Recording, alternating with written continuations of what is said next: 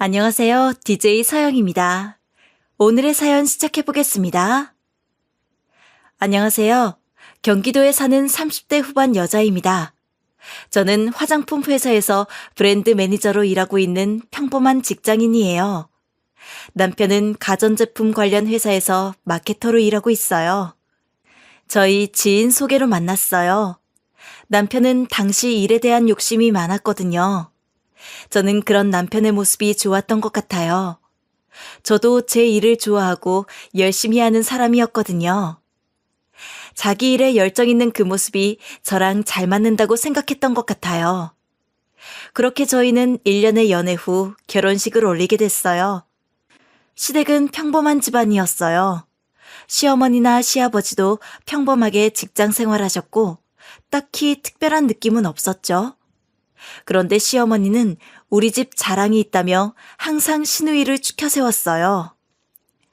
우리 선영이가 의료인이라 내가 얼마나 기쁜지 몰라. 아가, 우리 선영이가 마음만 먹으면 대학병원 갈 수 있었는데 우리 애가 힘들까봐 내가 작은 병원 다니라고 한 거야. 알지? 아, 그럼요, 어머님. 저도 주변에서 그런 이야기 많이 들은 것 같아요. 대학병원 간호사가 정말 힘들다고 하더라고요. 그럼 우리 선영이 실력이 대학병원 가고도 남지. 근데 내가 얘 힘든 걸 어떻게 보겠어? 그치? 의료인은 쉽게 나오는 게 아니다. 집안에 의료인 하나 있으면 얼마나 든든한데. 시누이는 간호사였어요. 저는 시어머니가 이런 말을 할 때마다 바로 수긍했죠. 실제로 대학병원이 힘들어서 규모가 작은 병원으로 옮기는 간호사가 꽤 있다는 걸 지인들에게 들어서 알고 있었죠. 저는 시어머니의 이런 말들이 딱히 불편하다고 못 느꼈어요. 힘든 직업이니 어느 정도 자부심을 가질 수 있다고 생각했거든요. 그러나 시어머니의 시누이 자랑은 끝이 없었어요. 저는 점점 이런 시어머니의 태도에 지쳐가고 있었죠. 자랑만 하면 또 몰라요. 제가 참을 수 없었던 건 점점 노골적으로 절 무시하는 시어머니의 태도였어요. 시어머니는 마치 의료인이 아닌 다른 직업을 가지고 있는 사람들을 쓸모가 없다는 듯 말하곤 했죠. 집안에 의료인이 나오기가 쉽지 않은데, 그렇지? 너희 집안엔 어떻게 한 명도 의료인이 없는지 신기하다, 얘. 이게 교육 환경 차이가 있어서 그런 걸까? 그게 그렇게 신기한 일은 아닌 것 같은데요, 어머님. 저희 외가나 친가나 병원에서 근무하는 걸 원하는 사람들이 없었거든요. 병원에서 근무하고 싶다고 다 근무할 수 있니? 능력이 없으니까 병원에서 근무를 못하는 거지. 어머님, 그건 아니죠. 직업은 선택이라고 생각해요. 저는 제 직업 만족하고 있고요. 네가 만족한다니 더 할 말은 없다만 난 의료인은 단순히 직업을 가진 게 아니라고 생각한다. 시어머니의 언행은 들은 날이 갈수록 강해졌어요. 처음엔 그저 자랑에 불과하던 말들이 점점 도를 넘어 저를 공격하기에 이르렀죠. 전 시어머니의 말투에 불편함을 느끼고 있었지만 결혼 초반이니 시어머니의 말에 더 이상 토를 달지 않았죠. 대신 시어머니와 거리를 두려고 노력했어요. 연락을 줄이고 되도록이면 직접 만나는 일도 피하려고 했어요. 그러나 남편도 시어머니에게 전염이라도 된 것인지 어느 순간 의료인 타령을 하더군요. 간호사가 진짜 좋은 직업이야. 친구 와이프가 간호사인데 어디서든 대접받더라. 그런 거 보면 부럽다니까. 나쁜 직업이 어디 있어. 내가 만족하면 다 좋은 직업이지. 물론 간호사가 좋은 직업인 건 맞지만 나는 내가 만족할 만한 일을 하면 그게 다 좋은 직업이라고 생각해. 다 좋은 직업은 아니지. 사람들 시선이란 게 있는데 간호사는 다 알아주는 직업이잖아. 내가 좋아하고 잘할 수 있는 직업을 갖는 거지. 사람들이 알아주는 게 뭐가 중요해? 당신 괜히 부러워서 그러는 거지? 그럼 그냥 부럽다고 말을 하지. 왜 말을 그렇게 해? 그런 게 아니라 당신이 어머님이랑 똑같은 말을 하고 있으니까 그렇지. 어머니 말 중에 틀린 게 뭐가 있어? 집에 의료인 있으면 자랑스럽고 좋지. 남편까지 이러니 더 이상 할 말이 없었어요. 저는 제 일을 좋아하고 앞으로도 잘 해내고 싶었거든요. 근데 남편이나 시어머니나 저를 은근히 무시하더군요. 저와 시누이는 엄연히 다른 사람인데 시누이와 절 비교하면서 말이죠. 대체 왜 시누이랑 절 비교하는지 알 수 없었어요. 계속 이런 다툼을 하는 게 좀 우습더라고요. 저는 그냥 시어머니에게 했던 것처럼 남편도 무시해버리기로 마음먹었죠. 저는 남편의 말에 하나하나 반응하지 않기로 했어요. 그러니 남편도 자연스럽게 입을 다물더군요. 이런 게 결혼이구나 싶었죠. 그래도 이런 건 큰 문제가 되지 않는다고 생각했던 것 같아요. 맞춰나가거나 적당히 모른 척하면 된다고 생각했거든요. 하지만 외면할 수 없는 일이 터지고 말았죠. 그렇게 상상과 다른 결혼 생활에 어렵게 적응하고 있던 어느 날, 저희 부부는 명절에 친정에 갔어요. 당시 저희 부부는 친정 근처에 살고 있어서 명절엔 친정에 들렀다가 시댁으로 갔었거든요. 시댁은 집과 거리가 있는 편이라 항상 그렇게 들리곤 했죠. 그날도 친정에 먼저 갔어요. 우리 딸이랑 이서방 왔어? 그냥 빈손으로 오면 되지 뭘 이런 걸 사왔어. 엄마 감 좋아하잖아. 감 많이 사왔어. 엄마 근데 얼굴이 왜 그래? 어디 아파? 어? 아침에 뭘 먹고 체한 건지 속이 답답하고 어지럽네. 괜찮아지겠지 뭐. 괜찮은 거 맞아? 엄마 얼굴색이 안 좋은 거 같은데? 엄마, 내가 얼른 나가서 약 사올게. 아유, 아니야. 연휴라 문 연 곳도 없을 텐데 그냥 둬. 엄마가 안색이 안 좋더군요. 평소에 잘 체하지 않는데 무슨 일인가 싶더라고요. 걱정이 됐지만 엄마는 괜찮다는 말만 반복하셨어요. 그 와중에도 저희 밥 먹이겠다고 요리를 많이 해두셨더라고요. 다 같이 식사를 하는데 엄마는 한 숟갈도 못 넘기시더군요. 이대로 안 되겠다 싶었죠. 전 엄마를 모시고 나가서 산책을 했어요. 그러나 그것도 소용없었죠. 엄마는 걷는 것조차 힘들어 하셨어요. 전 서둘러 엄마를 모시고 집으로 돌아갔죠. 그리고 주위를 다 돌아다니며 문연 약국을 찾아서 소화제를 샀어요. 평소에 소화불량으로 약을 드신 적이 없는 분이라 집에 그 흔한 소화제도 없더군요. 이런 와중에 남편은 태평하게 텔레비전만 보고 있더군요. 여보, 이 상황에서 꼭 텔레비전을 봐야겠어? 엄마 아프신데 시끄럽게 해야겠냐고. 그럼 나 뭐 하라고? 쉬는 날인데 텔레비전도 못 봐? 차라리 좀 자. 조용히 자면 되잖아. 지금 나는 걱정돼 죽겠는데 진짜. 아니 왜 나한테 화를 내? 그래서 우리 집은 언제 갈 건데? 더 늦으면 차 막힌다고. 당신 눈엔 우리 엄마 아픈 게 안 보여? 조금만 더 기다려주면 안 돼? 아니, 텔레비전도 못 보게 하고 집도 안 가고 나보고 어쩌라는 거야? 남편은 툴툴거리더군요. 그 모습을 보는데 얼마나 어이가 없던지 속이 답답하더군요.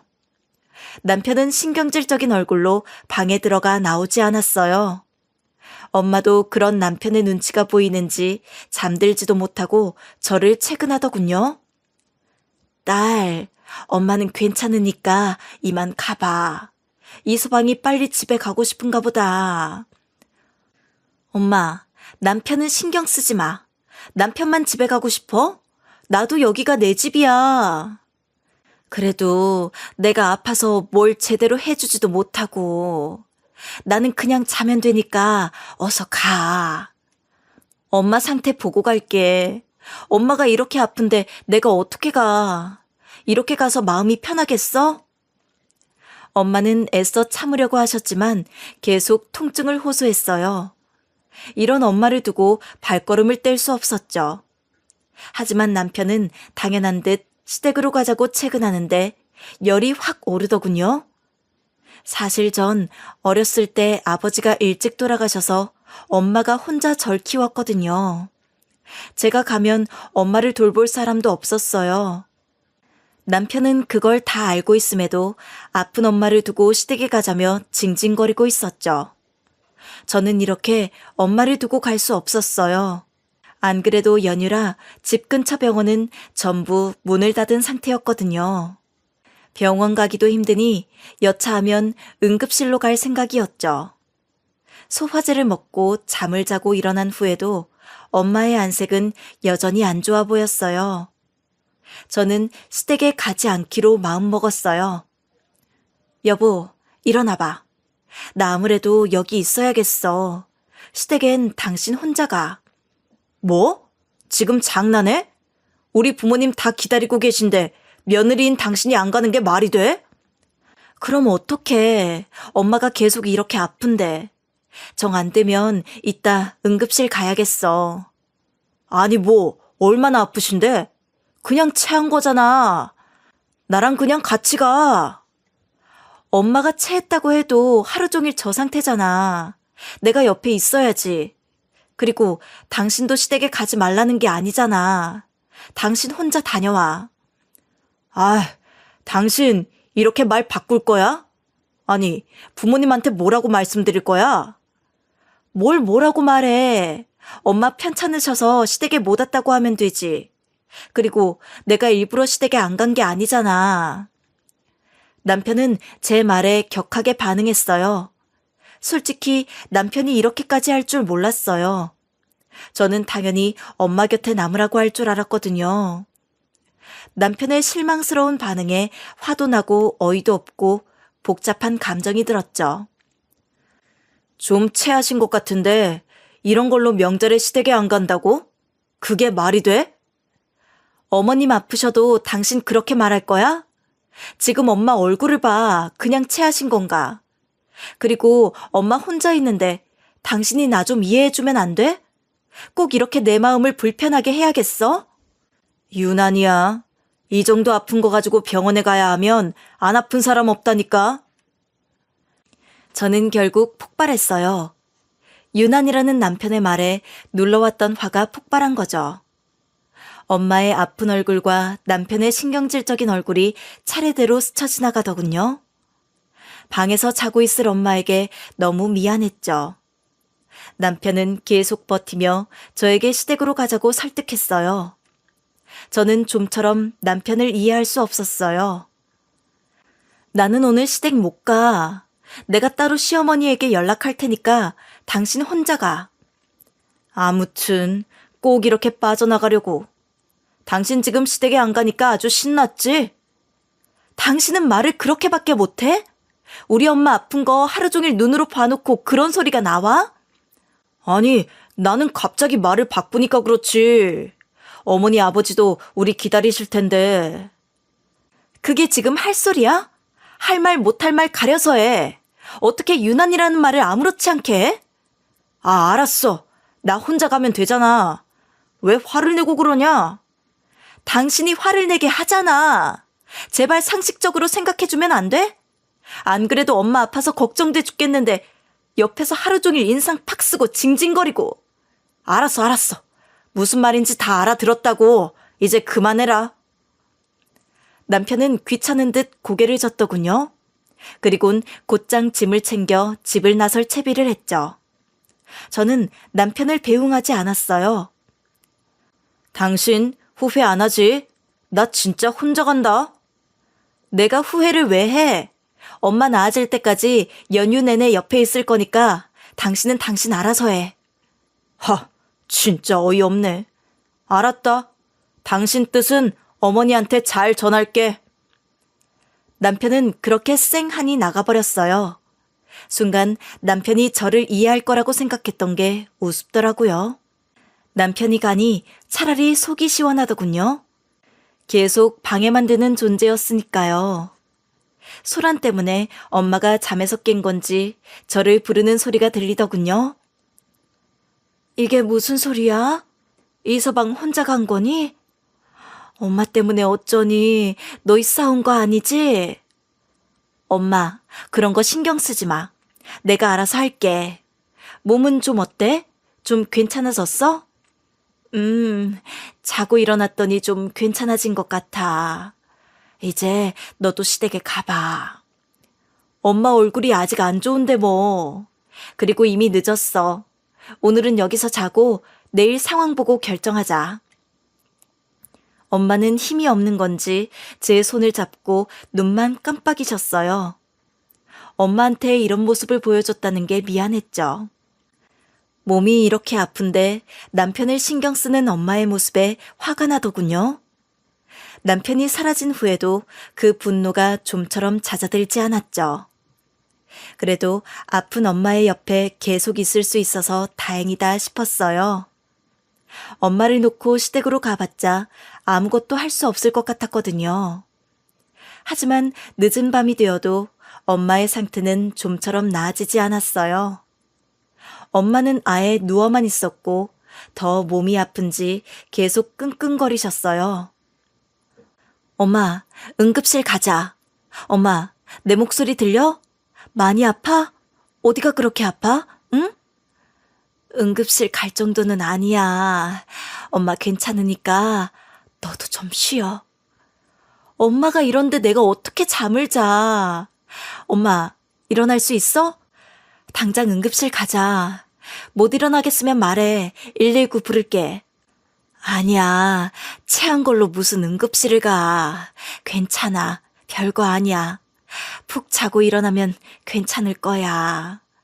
엄마, 이렇게 자도 괜찮겠어? 아무래도 체한 게 아닌 것 같은데? 괜찮아. 너는 어서 가서 자, 응? 엄마는 계속 고집을 부리셨어요. 저는 늦게까지 잠도 못 자고 엄마 상태를 살폈죠. 그런데 그날 밤 초인종이 울리더군요. 늦은 시간이라 놀랄 수밖에 없었어요. 10시가 다 된 시간에 찾아올 사람은 없었거든요. 저는 조심스럽게 현관으로 향했어요. 근데 현관 밖에서 익숙한 목소리가 들리더군요. 남편이었어요. 전 영문도 모른 채 문을 열었죠. 열린 문틈을 비집고 들어오는 사람을 보고 저는 경악을 금치 못했어요. 시누이가 무턱대고 신발을 벗고 집으로 들어오더군요. 남편도 자연스럽게 시누이 뒤를 쫓아왔어요. 지금 이게 뭐 하는 짓이야? 밤늦게 여길 왜 왔어? 언니, 나 간호사인 거 알죠? 내가 사돈 어른 상태가 어떤지 딱 봐줄게요. 아니, 아가씨, 연락도 없이 이게 뭐 하는 짓이에요? 아가씨, 설마 술 마셨어요? 네, 명절엔 술을 마셔야죠. 그리고 언니는 나한테 고마워해요. 내가 간호사 아니었으면 어쩔 뻔했어요? 시누이는 이미 술을 많이 마신 것 같았어요. 걷는데 심하게 비틀거리고 술 냄새도 아주 많이 났죠. 이런 아가씨를 데리고 온 남편이 이해되지 않더군요. 남편은 태연한 얼굴로 고개를 갸웃거리고 있더군요. 자기가 뭘 잘못했는지 모르는 얼굴이었죠. 시누이는 성큼성큼 엄마에게 향했어요. 아가씨, 지금 술 많이 마셨어요. 이 상태로 어떻게 환자 상태를 파악해요? 얼른 집으로 돌아가요. 나는 능력 있는 의료인이라 이런 것쯤은 그냥 시군죽 먹기니까 언니는 신경 쓰지 마요.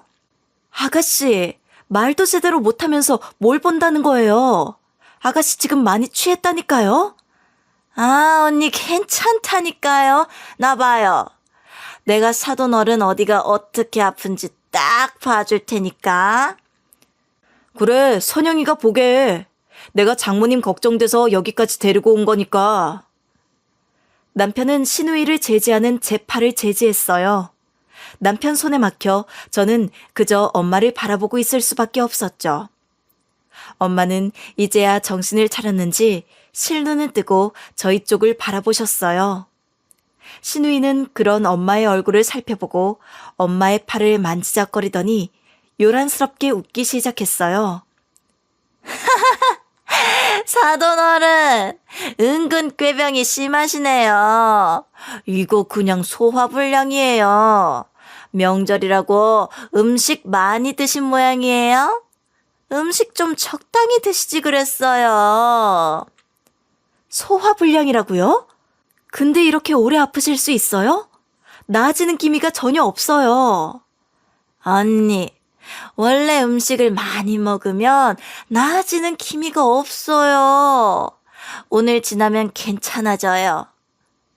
아가씨, 제대로 본 거 맞아요? 그리고 어떻게 얼굴이랑 손만 보고 딱 알아요? 언니, 지금 간호사 의심하는 거예요? 그렇게 못 믿으면 언니가 의료인 하던가요. 당신 지금 간호사한테 따지는 거야? 내 동생 못 믿겠다는 거야? 뭐야? 남편과 시누이는 저를 몰아붙였어요. 엄마는 제 눈치를 보며 안절부절 못하셨죠. 엄마의 얼굴이 아까보다 더 안 좋아 보이더군요. 그 모습을 보고 있는데 얼마나 답답하던지 숨이 턱 막히는 것 같았어요. 어르신들은 원래 소화가 잘 안 돼요. 기름진 것만 피하면 돼요. 사돈어른, 이제 음식 좀 적당히 드세요. 그럴게요. 음식을 잘못 먹었나 봐요. 이렇게 먼 곳까지 와서 봐주셔서 고마워요. 엄마, 진짜 괜찮아? 아프면 나랑 응급실 가면 돼. 엄마는 시누이에게 연신 고맙다고 응얼거리더군요. 남편은 턱을 치켜들고 거만하게 저를 바라보았죠. 이제 보니 언니가 꾀병을 부렸네. 언니, 시댁에 오기 싫었어요? 겨우 이런 핑계로 시댁에 안 와요?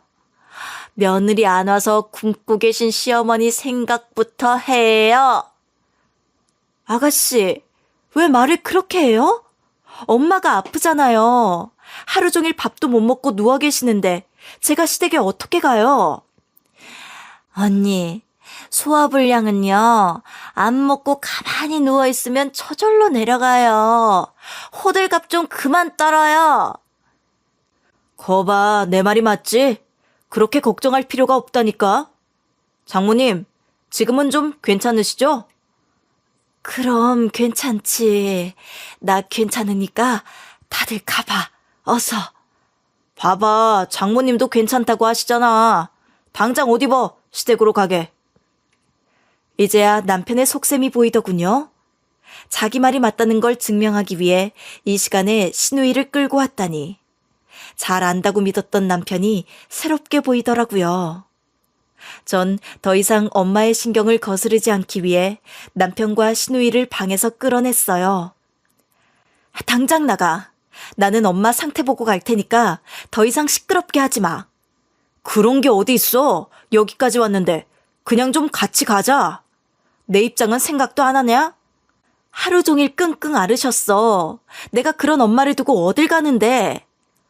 아니, 그래서 내가 선영이도 데리고 왔잖아. 별거 아니라는데 꼭 이렇게까지 해야겠냐? 목소리 낮춰. 엄마 방에 계시잖아. 아가씨도 얼른 돌아가요. 언니, 내가 말했잖아요. 사돈어른 그냥 소화불량이라니까요. 언니는 우리 엄마 밥 챙겨줘야죠. 내가 왜 어머님 밥을 챙겨줘요? 우리 엄마 아픈데 지금 그런 소리가 나와요?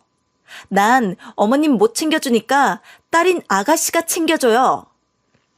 저는 남편과 시누이를 문 밖으로 내쫓아버렸어요. 시누이는 술을 먹어서 그런지 더 요란하게 큰 소리를 내더군요. 남편도 끝까지 현관 앞에서 버텼죠. 남편과 시누이를 집에서 쫓아내고 다시 엄마가 있는 방으로 돌아오자 엄마는 심각한 얼굴로 저에게 말씀하시더군요. 윤지야, 너 빨리 시댁으로 가. 아무래도 네가 여기 있으면 안 될 것 같아. 엄마 이제 괜찮으니까 넌 어서 가. 엄마, 내가 어딜 가? 나 연휴 끝날 때까지 엄마 옆에 있을 거야. 아까 사돈 처녀가 별거 아니라고 했잖아. 엄마 이제 쭉 잘 거야. 그러니까 너도 빨리 가. 엄마, 연휴 끝나면 나랑 같이 병원 가자. 남편 보냈어. 신경 쓰지 말라니까. 그래도 이건 아니야. 결혼한 지 얼마나 됐다고. 어서 옷 입고 차 끌고 빨리 시댁으로 가. 아니면 이서방한테 전화해서 다시 데리러 오라고 하든가. 응? 저는 엄마의 말에 어쩔 수 없이 뒤돌아섰어요. 차마 발길이 떨어지지 않았죠. 하지만 엄마는 어찌나 보채던지 저는 결국 차를 끌고 시댁으로 갈 수밖에 없었어요. 밤늦게 시댁에 도착한 절 보며 남편은 비아냥거리며 웃더군요. 괜히 왔다 싶었죠. 그렇게 시댁에서 하룻밤 자고 일어나니 시어머니가 한 소리 하더군요. 너는 밤늦게 왔다며? 넌 시댁이 웃음니? 뭐 일 시킬까봐 늦게 온 거야? 아니요, 어머님. 엄마가 많이 아프셨어요. 제가 문자도 드렸는데. 선영이한테 들었다. 사부인 그냥 소화불량이었다며. 참, 너도 유별나다. 어머님, 저희 엄마 많이 편찮으셨어요. 소화불량도 아닌 것 같고요. 간호사인 선영이가 소화불량이라잖아. 너 우리 선영이가 사부인 안 봤으면 시댁은 안 오려고 했니? 연휴 지나서라도 찾아뵈려고 했어요, 어머님. 뭐? 그게 무슨 의미야? 아무튼 우리 선영이 얼마나 피곤했겠어? 선영이한테는 고맙다고 했어? 시어머니는 작정하고 저에게 잔소리를 했어요. 남편은 그걸 가만히 보고만 있더군요. 결국 시아버지가 나와서 시어머니를 말리고 나서야 시어머니는 저를 향한 잔소리를 멈추셨죠. 엄마가 걱정돼 죽겠는데 시어머니에게 이런 소리를 듣고 있으니 성질이 확 나더라고요. 저는 결국 아침 일찍 시댁을 나서 집으로 돌아왔어요. 저는 그날 남편과 시댁 식구들에게 많이 실망했어요. 아픈 엄마를 두고 기어코 시댁으로 오게 하더니 왔더니 하는 말이 우리 딸에게 감사하라니 정말 정이 떨어지더라고요. 저는 연휴 내내 불안한 마음으로 지냈던 것 같아요. 드디어 연휴가 끝나고 저는 연차를 내고 친정엄마를 모시고 병원으로 향했어요. 그때까지만 해도 엄마가 크게 아픈 건 아니라고 믿었어요. 하지만 검사 결과는 충격적이었죠. 검사 결과 담석증이라고 하더군요.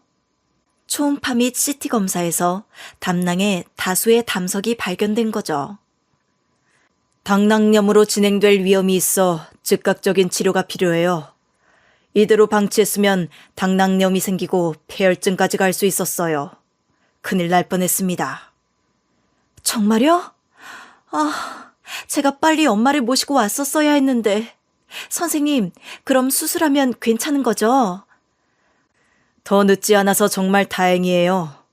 당남절제술을 통해 담석 제거 후 빠르게 회복될 수 있으니까 날짜 빠르게 잡아서 수술합시다. 진료실에 나오는데 화가 머리 끝까지 났어요. 엄마가 이렇게 아픈데 그것도 모르고 시댁에 간 제 자신이 너무 원망스러웠죠. 동시에 남편과 시누이가 얼마나 밉던지요. 눈물이 핑 돌았죠. 왜 울고 그래? 선생님 말 못 들었어? 엄마 수술하면 괜찮다잖아. 내가 미안해서 그러지. 이렇게 아픈데 소화불량이라고. 그럴 수도 있지. 윤지야, 엄마 아무렇지도 않아. 그러니까 울지 마, 응? 엄마 미안해. 내가 옆에 있었어야 했는데. 엄마는 그 순간에도 저를 위로하시더군요. 저는 엄마를 바로 병원에 입원시켜드리고 수술 날짜를 잡았어요. 소화불량인 줄 알고 병원에 오지 않았으면 어떤 일이 일어났을지 생각하니 정말 끔찍했죠. 엄마가 그날 그렇게 아프다고 몸부림을 쳤는데 집까지 시누이를 데리고 와서 절 타박한 남편을 떠올리니 시댁 식구들을 절대 용서할 수 없을 것 같더군요. 저는 입원한 엄마의 짐을 챙기기 위해 집으로 갔어요. 집으로 가는 도중 남편에게 엄마가 입원했다는 소식을 전했죠. 전 남편이 당연히 사과할 것이라고 생각했어요. 근데 남편은 뻔뻔하게 말하더군요. 선영이가 얼굴만 보고 어디가 어떻게 아픈지 알겠냐? 당신이 장모님 더 잘 챙겼어야지. 뭐? 아가씨가 소화불량이라고 바락바락 우겼잖아. 그러면서 고작 이걸로 시댁에 안 왔다고 난리를 쳤으면서? 결국 당신이 시댁으로 온 거잖아. 그걸 왜 내 탓을 해? 그래서 당신이랑 아가씨는 잘못이 없다. 당신 우리 엄마한테 미안하지도 않아? 아니, 내가 잘못한 게 뭐가 있냐? 나도 장모님 걱정돼서 선영이 데리고 거기까지 간 거 아니야. 남편은 오히려 저에게 따지며 큰 소리를 내더군요. 그 모습에 정말 치가 떨렸죠.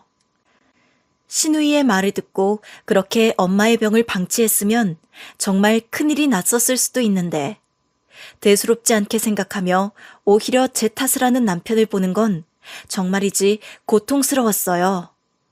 저는 서둘러 남편의 전화를 끊어버렸어요. 그리고 엄마의 옷과 생필품을 간단히 챙겨 다시 병원으로 향했죠. 저는 아예 집에 안 들어갈 작정이었어요. 병원에서 출퇴근까지 할 생각이었죠. 그런 생각으로 엄마의 짐을 꾸릴 때 친정에 있는 제 옷들을 같이 가져왔어요. 며칠 정도는 버틸 수 있겠다 싶었거든요. 그렇게 엄마가 입원한 병실에서 처음 잠을 청하려는데 남편에게 전화가 왔어요. 저는 남편이 엄마 병문안이라도 오겠다고 병원 위치를 물으려 전화한 줄 알았죠. 여보, 장모님 입원하셨다고 했지? 그럼 지금 처가 아파트 비어 있는 거 아니야? 우리 동생 장모님 댁에서 며칠만 지내게 해줘. 뭐? 지금 그게 무슨 소리야? 아가씨가 우리 엄마 집을 쓰겠다고? 당신 지금 제정신이야? 우리 엄마 입원했는데 그거 물어보려고 나한테 전화했어? 뭐 얼마나 아픈 거라고. 수술하면 별 문제 없다며. 장모님 안 계실 때 잠깐 쓰면 되잖아. 절대 안 돼. 지금 우리 엄마 수술을 앞뒀는데 당신은 나한테 전화해서 할 말이 그것밖엔 없어? 또 왜 그래? 나도 장모님 걱정하고 있어. 누가 걱정 안 한대? 근데 집이 어차피 비어 있는 거잖아. 그게 대체 무슨 소리야? 내가 싫다고 분명히 말했잖아. 다른 집 알아봐. 남편에게 기대했던 게 비참할 만큼 화가 나더군요. 남편이 이 정도로 몰상식한 인간일 줄은 몰랐죠. 남편에게 들은 말을 믿을 수 없어 계속 되물어봤던 것 같아요. 하지만 남편은 시누이에게 집을 빌려달라는 말만 반복하더군요. 아니, 선영이가 지내는 오피스텔이 외풍이 너무 심해서 고생하고 있다잖아. 장모님 입원 중에만 잠깐 지내면 되는 거 아니야? 절대 안 돼. 분명히 말했어. 절대 안 되니까 그렇게 알아. 가족 좋다는 게 뭐냐? 고작 집도 못 빌려줘?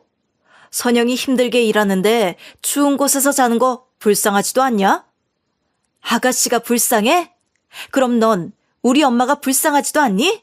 너 같은 사위를 뒀는데? 장난하지 말고 잠깐만 장모님 집 쓰자. 어차피 아무도 없는 집이면 상관없잖아. 다른 사람은 몰라도 시댁 식구들한테 우리 집 빌려줄 생각 없으니까 자꾸 전화하지 마. 저는 더 이상 남편이랑 대화할 가치를 느끼지 못했어요. 말문이 막혔죠. 이런 사람도 남편이라고 생각했던 짧은 시절이 주마등처럼 스쳐 지나가더군요. 저는 남편의 전화를 다시 받지 않겠다고 다짐했어요. 그 후 어떻게 시간이 흘렀는지 모르겠어요. 엄마 수술로 한껏 예민해져 있었거든요. 그 와중에도 남편은 집을 빌려달라고 계속 전화했어요. 연락을 무시했지만 남편은 끈질기게 다시 연락했죠. 저는 그럴 때마다 절대 안 된다고 하고 전화를 끊어버렸죠. 안 그래도 병원 생활 며칠 했다고 온몸이 아프고 힘든데 남편까지 하루가 멀다 하고 전화를 해대니 정말 미칠 것 같았어요. 남편을 찾아가 당장이라도 쏘아붙이고 싶은 심정이었죠. 그렇게 수술 당일이 됐어요. 잔뜩 긴장한 채로 수술을 기다리고 있는데 그때 신우의 전화가 왔어요. 언니, 사돈어른 집 좀 빌려줘요. 사돈어른 수술해서 어차피 집에 안 계신다면서요. 남편한테 분명히 안 된다고 말했는데 왜 또 전화했어요? 언니, 치사하게 이럴 거예요? 사돈 어른 집이 우리 병원이랑 가까워서 그래요. 좀 부탁 좀 할게요. 그게 그렇게 어려워요? 어차피 집도 비어 있잖아요. 아가씨, 지금 나한테 집을 빌려달라는 말이 나와요?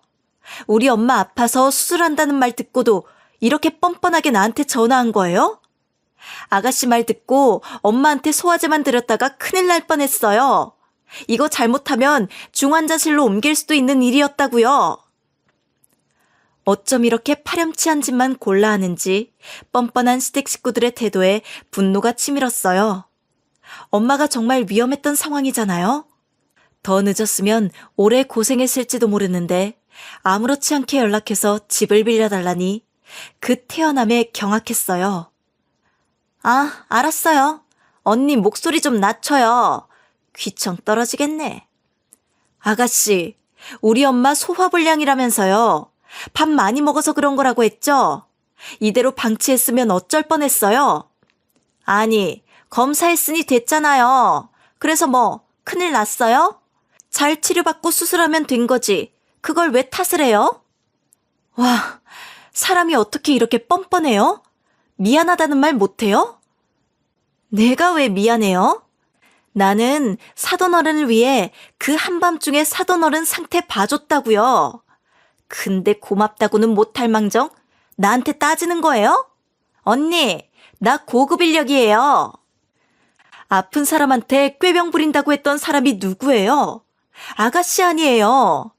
그렇게 많이 먹어서 그런 거라고 사람 마음껏 아프지도 못하게 만들어 놓고 뭐요? 집을 빌려줘요? 집 안 빌려줄 거니까 그렇게 알아요. 더 이상 시댁 식구들을 보고 싶지 않았어요. 정말 극심한 스트레스가 찾아왔죠. 하지만 이런 일로 에너지를 낭비할 수 없었어요. 저에겐 엄마 수술이 먼저였거든요. 떨리는 마음으로 수술이 잘 되길 기도했던 것 같아요. 짧은 수술 시간이 어찌나 그렇게 길게 느껴지던지 심장이 너무 빨리 뛰어서 의자에 앉아있기도 힘들었어요.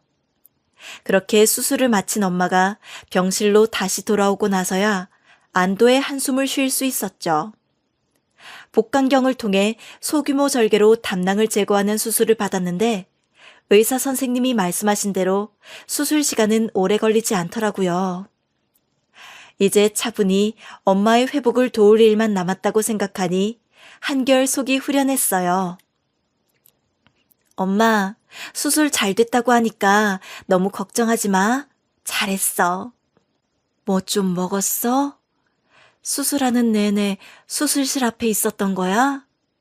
병실에 올라가서 좀 쉬라니까. 괜찮아. 수술 오래 걸리지도 않았어. 엄마, 이제 푹 쉬어. 응? 오늘 안정을 취해야 한대. 윤지, 너도 고생 많았다. 일하느라 힘든데 내내 병원에 있는 게 얼마나 고생스럽겠어. 난 아무렇지도 않아, 엄마. 나 아직 젊어. 걱정하지 마. 저는 엄마 손을 꼭 잡고 오래 엄마의 얼굴을 바라보았어요. 그동안 엄마를 제대로 챙기지 못한 것 같아 미안해지더라고요. 항상 앞만 보고 달려왔거든요. 아버지를 일찍 떠나보내놓고도 엄마를 생각하지 못했어요. 엄마는 항상 제 옆에 있을 거라고 생각했죠. 하지만 이렇게 불시에 엄마가 아플 수도 있겠구나 깨닫고 나니 무섭더군요. 앞으로 엄마를 더 잘 챙기고 잘 보살펴드려야겠다고 다짐했어요. 이렇게 무능한 딸이 있을까 싶더라고요. 엄마가 아플 때 항상 옆에 있어주지 못한 것 같아 마음이 아팠어요. 죄책감과 동시에 미안한 마음이 들더군요.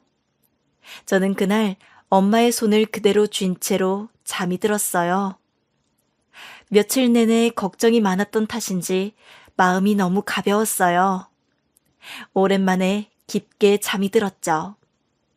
병원 침대가 불편해서 잠을 제대로 못 잤는데 그날은 불편한 줄도 모르고 잠을 잤던 것 같아요. 그렇게 엄마의 수술을 마친 다음 날 저는 전화벨 소리에 잠에서 깼어요. 시어머니의 전화였죠. 너는 왜 이렇게 전화를 늦게 받는 거야? 빨리 비밀번호나 알려줘라. 네? 어머님, 갑자기 무슨 비밀번호요? 너희 친정집 비번 뭐니? 내 딸 밖에서 기다린다. 늦었어. 빨리 알려줘. 저는 시어머니에게 황당한 연락을 받게 됐어요. 엄마의 상태가 좋아서 아침부터 기분이 좋은 날이었죠. 그런데 시어머니의 연락을 받고 굳은 표정을 풀 수 없겠더라고요. 사돈이 중환자실로 옮긴다고 들었다. 한동안 퇴원은 힘드니까 너희 친정집 우리 딸이 좀 써야겠어.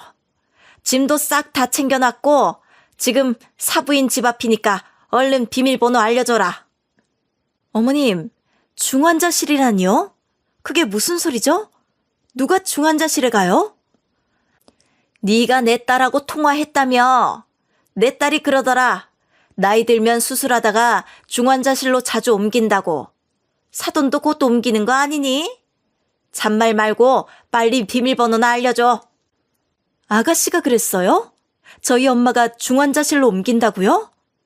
어머님, 어떻게 그런 말씀을 하세요? 아휴, 짐 많아. 빨리 옮겨야 할 거 아니야. 비밀번호나 알려줘.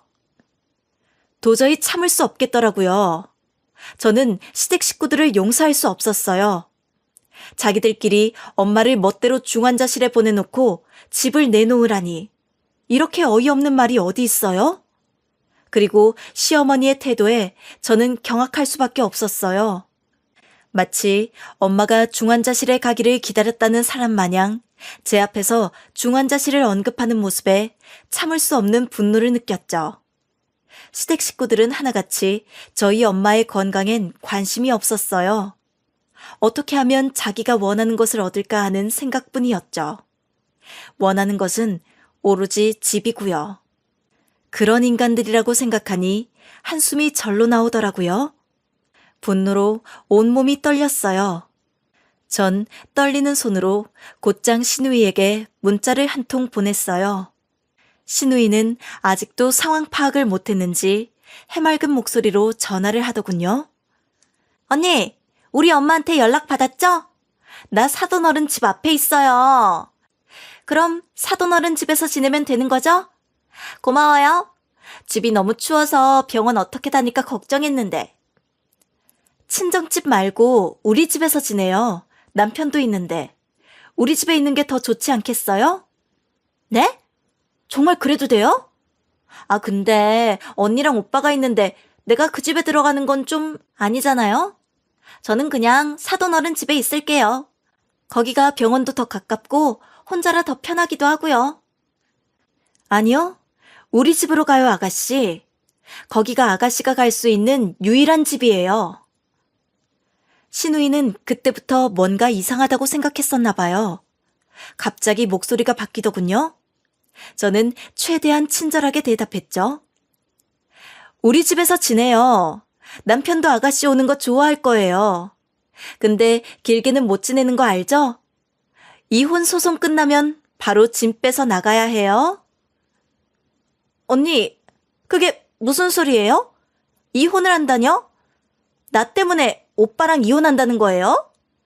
네, 저는 그 집으로 돌아갈 수 없을 것 같네요. 그러니까 아가씨가 실컷 써요. 저는 도저히 이런 집안 사람들이랑 함께 살 수 없을 것 같았어요. 그래서 남편과 이혼을 선택했죠. 이혼은 생각만 해왔지 엄마가 아픈 후 정신이 없어서 생각도 못하고 있었는데 신우이와 시어머니가 이렇게 이혼에 불을 지펴주니 오히려 감사할 따름이었어요. 생각난 김에 아예 해버리자 싶었죠. 더 이상 남편에 대한 미련과 기대가 남아있지 않았거든요. 안 그래도 남편과 사이가 안 좋은데 시어머니가 비밀번호를 대라고 뻔뻔하게 말하는 걸 보고 이걸 참으면 바보가 될 거라고 확신했던 것 같아요. 언니, 진짜 이혼할 거예요? 우리 오빠랑 이혼해요? 아니, 대체 왜요? 그걸 몰라서 물어요? 남편도 싫지만 아가씨랑 시어머니도 싫어요. 어떻게 이렇게 사람들이 뻔뻔해요? 집 좀 쓴다는 게 그렇게 나쁜 거예요? 어차피 비어있는 집이잖아요. 언니 왜 이렇게 예민하게 반응해요? 아가씨, 우리 엄마 복강경 수술해서 3일 후에 퇴원해요. 근데 중환자실로 간다는 말 했다면서요? 아가씨는 우리 엄마가 중환자실로 갔으면 좋겠어요? 언니, 그런 거 아니에요. 뭔가 오해가 있는 것 같은데 난 그런 말 안 했어요. 아니요. 아가씨가 한 게 맞아요. 어머님이 그렇게 말씀하셨거든요. 언니, 우선 내가 미안해요. 그래도 이렇게 이혼을 하는 건 아니죠. 3일 뒤에 바로 이혼 진행할 테니까 그렇게 알아요. 딱 3일 정도 집 쓰면 되는 거죠? 잘 써요. 이젠 다신 못 올 집이니까. 전 신우이에게 그렇게 쏘아붙이고 전화를 끊어버렸어요. 곧바로 남편에게 전화가 왔지만 저는 남편의 전화도 받지 않았어요. 저는 엄마를 간호하는데 온 힘을 쏟았죠. 엄마가 퇴원하고 병원에 나서면 이제 더 이상 그 지긋지긋한 시댁 식구들을 안 본다는 사실만으로도 숨통이 트일 것 같더군요. 드디어 시간이 지나고 엄마가 퇴원을 하는 날이 됐어요. 전 엄마에게 이 모든 사실을 털어놓고 이혼하겠다고 말씀드렸죠. 엄마는 한참 저를 물끄러미 바라보시더니 고개를 끄덕이셨어요. 엄마는 네 편이야.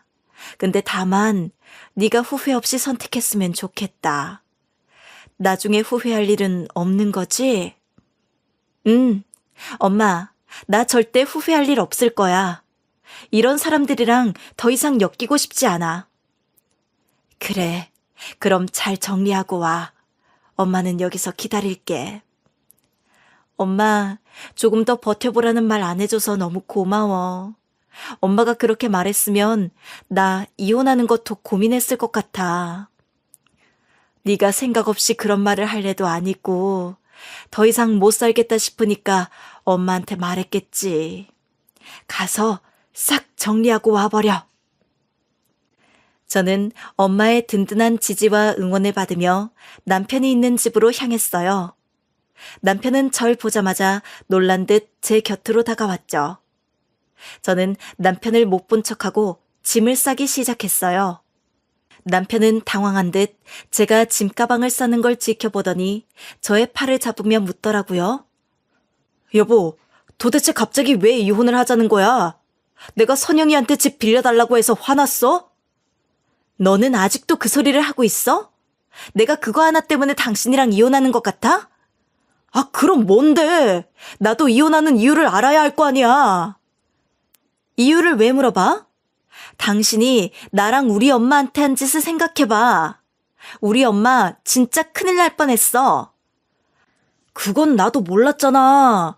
장모님이 그렇게 아프신 걸 내가 알았겠어? 변명 하나는 정말 잘하는구나. 넌 장모가 입원했는데 병문안도 한 번 안 와? 양심이 있으면 병문안은 한 번 와야지. 아니, 병원은 물어봤어야지. 여보, 그건 진짜 내가 미안하다. 나도 정신이 없어서 까먹고 있었어. 그래놓고 네 동생한테 우리 친정집을 빌려주라고 전화를 하냐? 얼마나 친정이 우스워 보이면 그딴 행동을 해? 나도 어머니가 계속 선영이 이야기만 해서 어쩔 수 없이 그런 거야. 나라고 그러고 싶었겠어? 당신이 지금 몇 살인데 어머님 탓을 해? 당신이 어머님 탓하면 내가 당신 용서하고 살 것 같아? 아니, 웃기지 마. 너랑은 끝이야. 저는 짐가방을 들고 바로 친정으로 왔어요. 짐을 친정에 전부 풀어놓고 바로 이혼 소송을 진행하기 위해 변호사를 만났죠.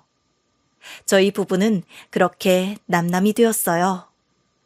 정말 놀랍게도 섭섭한 마음은 하나도 없더군요. 그저 이런 몰상식한 시댁에서 벗어나서 다행이다 싶었죠.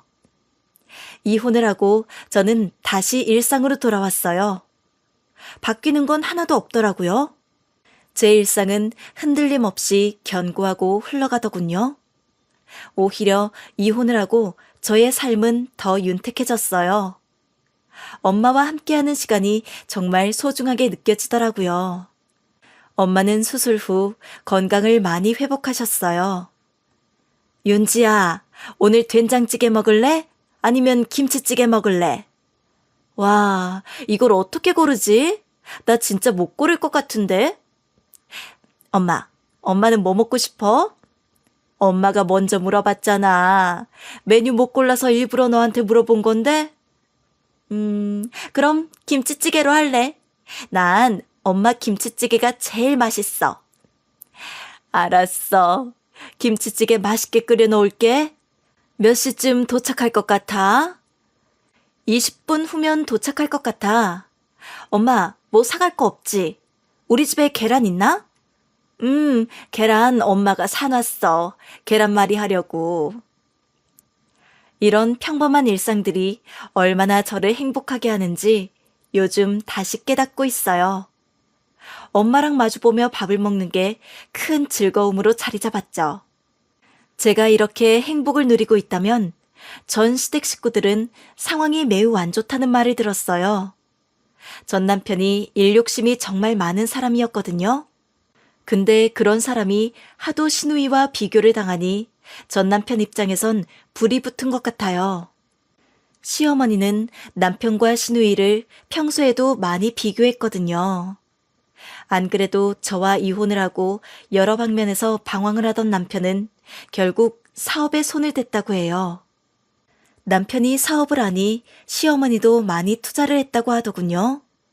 하지만 그 사업은 몇 달 안가 쫄딱 망했다고 하더군요. 사실 전 남편의 그런 욕심은 언젠가 독이 될 줄 알았어요.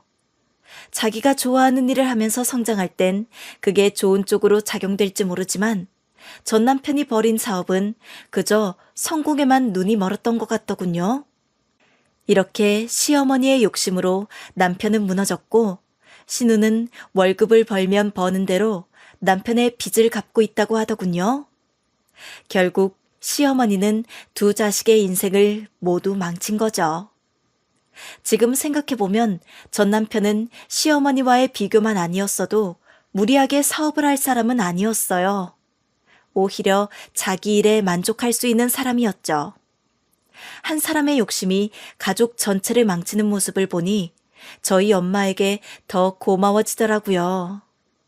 엄마는 한 번도 저를 탓하거나 누군가와 비교한 적이 없거든요. 저는 그런 엄마에게 평생 고마워하며 앞으로도 엄마와 행복하게 살려고 해요. 지금까지 제 사연을 들어주셔서 감사합니다.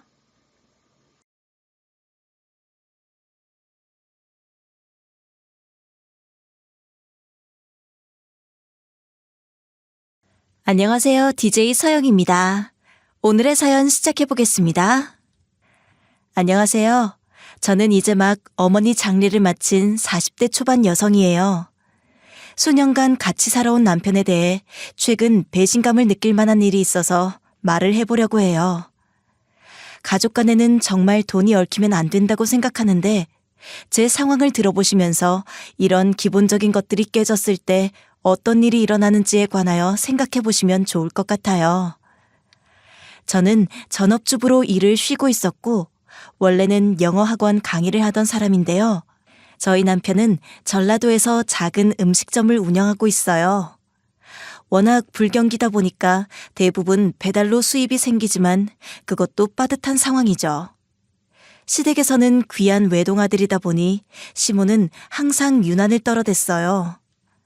아이고, 우리 아들 고생이 많지. 이렇게 힘든 시기에. 별거 아니에요. 그렇게 힘든 것도 아니고. 그래도 아이고, 뉴스만 틀면 소상공인들 죽겠다고 아주 맨날 난리던데 어찌 이렇게 괜찮아. 저만 힘든 것도 아니고 뭐 버텨야죠 잘. 사실 최근에 물가가 많이 오르면서 자영업자들이 다 힘들어졌잖아요.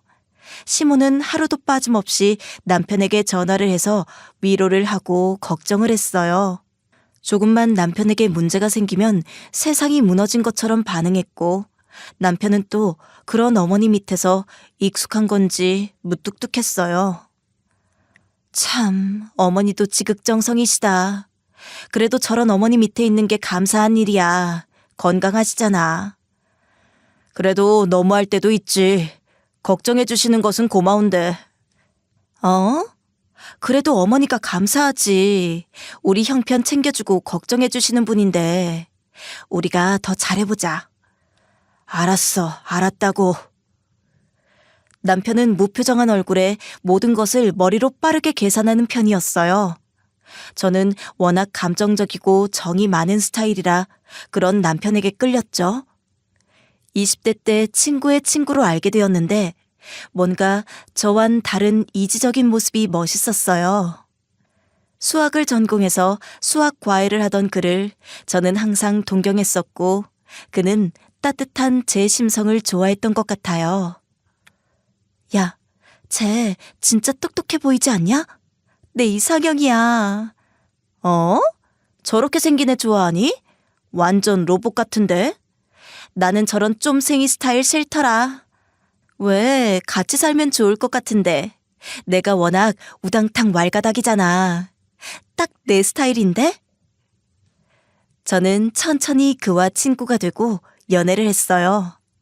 그리고 서로가 잘 맞는다고 느꼈는지 금방 결혼할 수 있었는데요. 저희들은 아이를 가지려고 해도 잘 가져지지는 않아서 이제는 둘이서만 잘 지내보자고 하고 연인처럼 살고 있었어요. 앞서 말했듯 남편과 저의 성향은 완전히 반대예요. 남편은 어떤 것이듯 오고 간 것을 정확하게 따져서 평등하게 했어요. 집안 관련된 요소들은 정확하게 해결하는 것이 좋아. 둘 중에 한쪽이라도 서운하면 안 되니까. 금액적인 것이든 시간적인 것이든 반반 나눠서 하자. 그래, 당신이 어련히 잘하겠어. 나는 당신만 믿지. 저는 사실 정이 많고 이리저리 신경 쓰는 걸 좋아하거든요. 눈물도 많고요. 이런 저에게 남편은 꼭 있어줘야 하는 사람이었죠. 신혼 초기부터 남편은 정확하게 나눠서 정성을 쏟는 것을 중시했어요. 예를 들면 시댁에 한 달에 한 번 가게 되면 저희 친정에도 똑같이 왔어요. 다른 감정이 있다기보다는 이걸로 이야기가 나오는 걸 싫어했던 것 같아요. 명절 선물도 똑같은 걸로 용돈을 드리면 똑같은 수준으로. 정말 자로 잰 듯 똑같이 하다 보니까 저도 불만은 없었죠. 엄마, 나왔어요. 잘 있었어? 그래, 우리 딸. 김서방도 왔는가? 엄마, 우리 같이 밥 먹으러 가요. 오늘 맛있는 갈비집 예약해놨어. 아, 그래? 이서방이 불편해하지 않을까 싶네. 에이, 뭐가 불편해요. 같이 먹으면 되지. 그러지 말고 같이 가. 아니야. 다음에. 오늘은 할 일도 많고 너희끼리 맛있게 먹어라. 치, 뭐가 그렇게 바빠요? 다음에는 그럼 꼭 가요. 저는 어릴 때 아버지가 급성 심근경색으로 돌아가신 뒤에 홀로 어머니와 살아오던 집안이었기 때문에 살가운 면도 필요했었는데 남편이 그렇지는 않았던 것 같아요. 아들 같은 사위도 있다고는 하는데 저희 집은 그렇지 않았어요. 그래서 친정엄마는 저희 집에 오는 것도 불편해하고 명절 때 아니면 따로 약속을 잡고 밖에서 밥을 먹는 것도 그다지 좋아하시지는 않았죠. 이서방, 너무 딱딱하게 챙겨주는 것도 좋은데 인간미가 없지 않니? 네가 힘들까 봐 걱정이다. 엄마, 나는 저런 사람이 좋아. 내가 생각하지 않아도 뭐든 내 입맛에 맞게 해준다니까. 네가 좋다면 다행인데 나는 참 어렵구나. 엄마도 이서방의 매력을 곧 아시게 될 거예요. 그리고 가게도 잘 되고 있어. 우리 돈 많이 벌면 엄마 호강시켜줄게. 엄마는 사실 저희 부부에게 원하는 것이 많이 없었어요. 다만 걱정할 뿐이었죠. 제가 맨날 어디 같이 놀러 가자고 해도 아니다, 이서방이 힘들어할 것 같으니 그냥 너희 가족끼리만 놀러 다녀와 라고 하면서 자리를 피하셨죠. 저는 솔직히 슬프고 답답하긴 했어요. 우리 가족 외식이라도 한번 해봤으면 좋겠는데 엄마랑 자기 사이가 가까운 것 같지가 않아서 고민이야. 그러게, 나도 유감이네. 근데 내가 뭐 피해를 드리는 것도 아니고 이게 내 성향인데 어떡해. 노력한다고 하긴 하는데 어렵네 나도. 다른 집들처럼 그냥 여행을 같이 가봐야 하나? 여튼 나도 더 노력해볼게. 남편은 이런 상황에서도 감정적으로 놀라거나 동요가 일어나는 것도 아니었어요. 어떤 경우라도 이렇게 반응을 하니까 참 안타깝더라고요. 기복이 심한 저에게 남편은 무척 안정적이긴 했지만 한편으로 서운한 감정도 들었어요. 아이라도 있으면 좋았을 텐데 유난히 들어서지 않아서 사실 위축이 되기도 했어요. 남편에게 좋은 아내이고 싶은데 저만 도움을 받는 것 같아서요. 아이 없어도 괜찮다니까. 때 되면 다 생겨. 그러니까 걱정하지 마. 그래도 내가 가족이 많지 않아서 우리 가족은 북적북적했으면 좋겠다니까. 그러니까 나도 그럼 좋지. 근데 우리 맘대로 안 되는 걸 어떡하나? 그냥 마음 놓고 있어. 참 기계 같다 정말. 어떻게 사람의 향기가 하나도 없냐? 사실 엄마가 저랑만 둘이서 살다가 혼자가 되시니까 외로워하는 것도 보여서 아이를 빨리 가지고 싶었던 것도 있었어요. 엄마 친구들은 다들 손자가 있는데 엄마는 늘 혼자였거든요. 수선 일을 하면서 사람들을 만나다 보니 자식들에 대한 이야기를 많이 하는데 엄마는 사위랑 친한 것도 아니라서 항상 머쓱해 보였어요. 아니 글쎄 이번에 우리 사위가 해외여행을 보내준다지 뭐야. 아유 나 처음 나가봐서 여권도 없는데 어떡하나 몰라. 아유 그래? 어머 좋겠네. 잘 다녀와야지 뭐. 잘 모르면 사위한테 물어보려고. 아니 근데 뭐 없나 그 집은? 우리는 뭐 둘이서만 잘 살면 다행이지. 나는 최대한 목소리 낮추고 있지 뭐. 가게 밖에서 이런 말들을 엿들었을 때 마음이 미어지는 것 같았어요. 제가 좋은 사람이라고 해서 친정에 좋은 건 아닐 텐데 미안하기도 했죠. 엄마 나왔어. 안녕하세요. 그래 왔어. 아이고 결혼하더니 더 예뻐졌네. 감사해요. 아줌마도 잘 지내시죠? 그럼. 아이고, 시간 좀 봐. 이제 나는 가야겠어. 네, 안녕히 가셔요. 엄마, 저 아줌마 해외여행 간대? 맨날 와서 하는 자랑이야. 아이고, 지겹다, 얘. 엄마도 가고 싶지 않아? 나 그 정도는 보내줄 수 있는데. 에이, 됐어. 너네 빠듯할 텐데 엄마는 괜찮아. 그리고 이서방이랑 너나 여행이고 뭐고 실컷 다녀. 그런 것도 젊을 때 가는 거다. 치, 엄마는 맨날 그렇게 말하더라. 뭘 치야. 아이고, 배가 자꾸 아프네. 무슨 일 있어요? 건강검진 결과 아직 안 나왔나?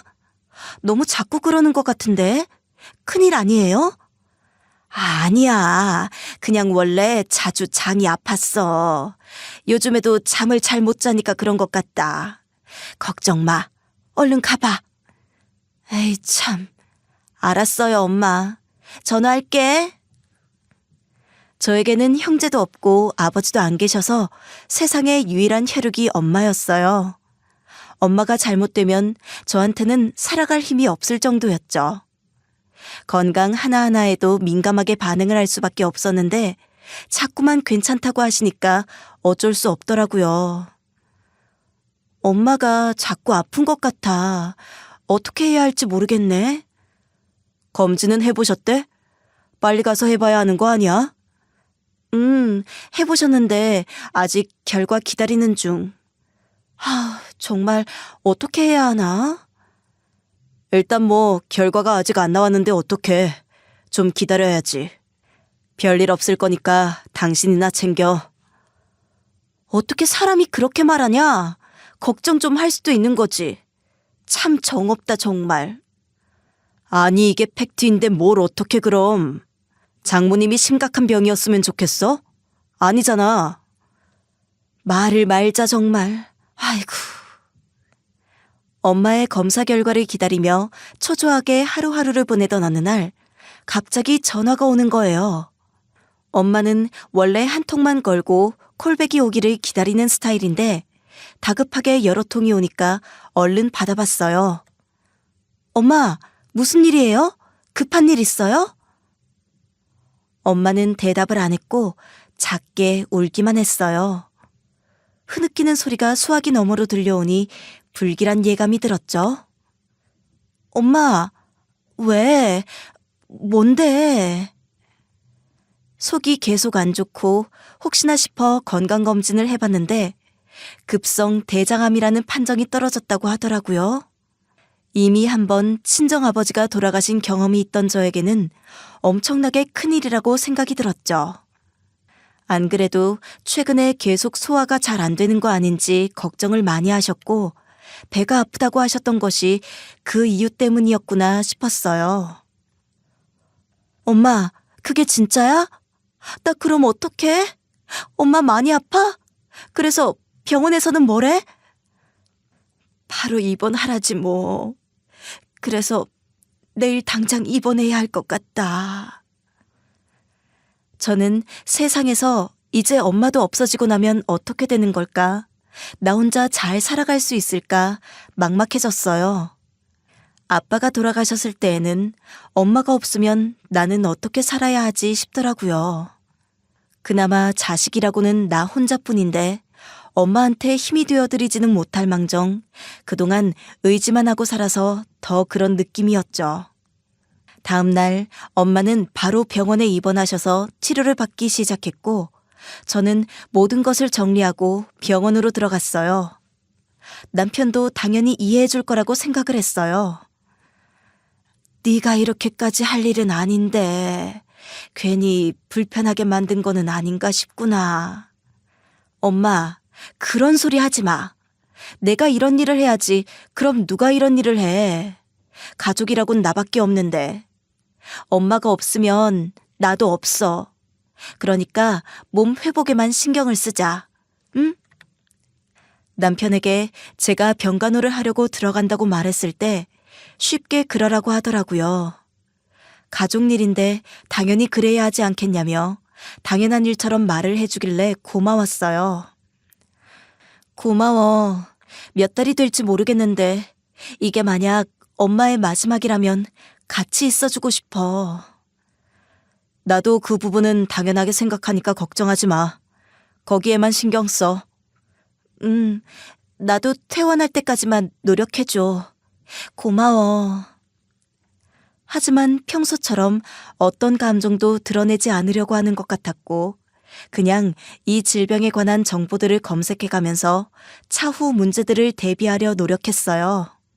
저는 감정이 북받쳐서 엄마에 대한 걱정만 앞섰는데 알아서 정보를 찾아봐 주니까 한편으로는 안심도 되었어요. 짐을 싸서 얼굴이 헬쓱한 채로 병상에 누워있는 모습이 보였죠. 왜 우리 집에 이런 일이 발생했을까? 너무 슬펐고 잘 견딜 수 있을까 걱정도 되었어요. 그만 울어. 그래도 확률이 40% 정도는 있다고 하니까 걱정하지 마. 엄마가 잘 이겨내 볼게. 알았어. 나도 그만 울게 이제. 사돈이 이렇게 되었다는 소식을 듣고 시모는 헐레벌떡 한달음에 달려왔어요. 원래 왕래가 없었는데 우리 엄마의 손을 잡고 한숨을 푹푹 쉬면서 위로를 하더라고요. 이상하다고 생각은 했지만 의뢰 그럴 수 있다고 받아들이고 넘겼어요. 사돈 얼마나 고생이 많습니까?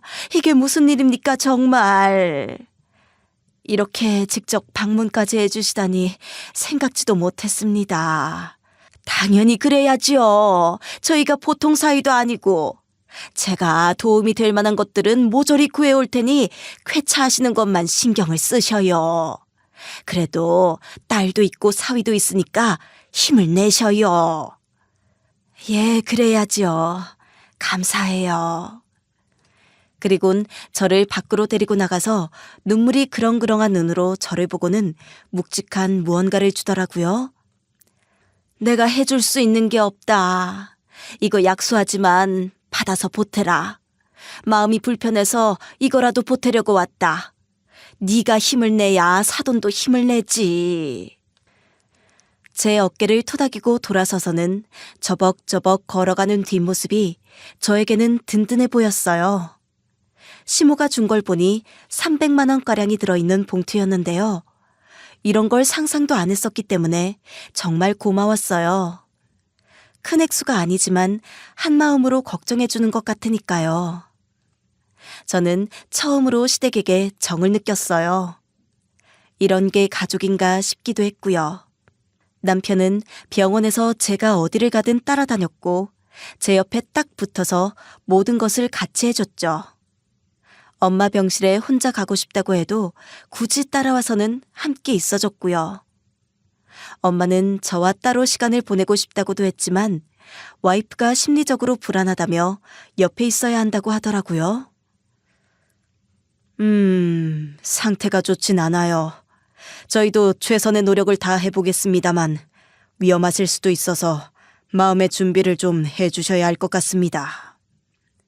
일이 잘 풀렸으면 좋았겠지만 제 바람과는 달리 엄마의 상태는 점점 심각해져 갔는데요. 한 달 정도 투병을 하고 의사가 더 이상 가망이 없을 수도 있다는 말을 하더라고요. 저는 엄마가 없는 세상을 상상도 못하니까 실신을 했고 3일 내내 링거를 맞아가면서 울고 있었어요. 그만 울어. 이러다가 당신까지 힘들어지겠어. 선생님, 이 상황에서 저희는 뭘 더 해보면 좋을까요? 그래도 해볼 수 있는 것이 없을까요? 지금으로선 가족분들이 해주실 수 있는 것은 거의 다 해주셨습니다. 차라리 환자분과 좋은 시간을 보내는 것이 나을 것 같습니다. 저희는 엄마와 함께 자주 시간을 보내려고 노력했고 남편도 몇 주간은 가게도 열어가지 않으며 함께 있었어요. 그렇게 친정엄마는 떠났고 저는 혼자 세상에 남았죠.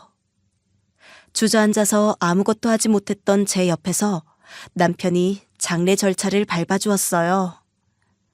상주로서 사람들도 맞이하고 시모도 와서 거들었죠.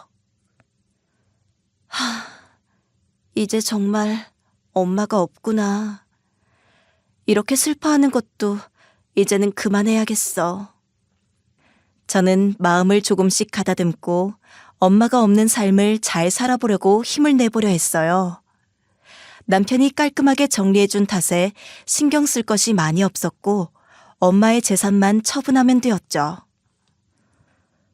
엄마도 참 고생 많았다. 평생을 돈을 모아서 자기를 위해서는 한 푼도 쓰지 않고 갔네. 저희 집은 엄마 혼자 수선집을 하면서 일궈오셨기 때문에 그다지 돈이 많지도 않았어요. 아빠는 선생님이었는데 너무 일찍 돌아가셔서 받을 수 있는 돈이 많지 않았죠. 제가 어릴 적부터 엄마는 생활전선에 뛰어들어서 남들 옷을 수선해주면서 푼돈을 받았어요. 그리고 그것들을 모아서 가게를 냈는데 그나마 동네 장사가 잘 되어서 저를 키워오신 거였어요. 엄마 맨날 손도 붓고 힘들어했는데 내가 좋은 미싱 하나도 못 사주고 미안해요 정말.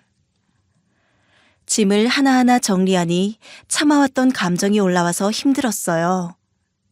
오롯이 혼자 세상에 서야 한다는 것이 너무 큰 일이라 힘이 없었죠.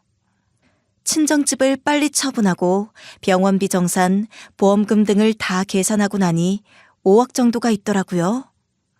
엄마의 삶이 녹아있는 돈이라고 생각하니 함부로 쓰지도 못하겠고 어떻게 해야 하나 고민이 많았어요. 그래서 남편에게 가서 상의를 하기로 했어요. 여보, 엄마가 유산을 정리해보니까 5억 정도가 되더라고요. 근데 이 큰 돈을 어떻게 써야 할지도 모르겠고 엄마 돈이니까 함부로 쓸 수도 없고 어떻게 해야 할까 고민이야. 그런 거는 알아서 결정해야지. 예상치 못한 남편의 답변에 어리둥절했어요.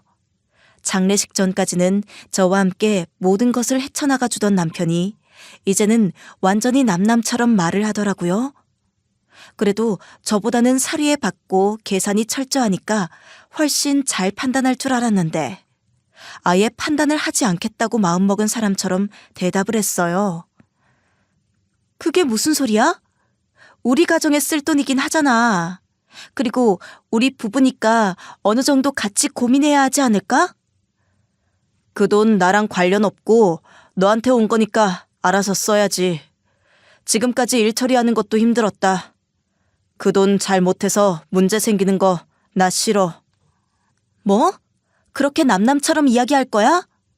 우리 어쨌든 앞으로 같이 다시 수습해서 잘 살아나가야 하는데 그렇게 말하면 안 되잖아.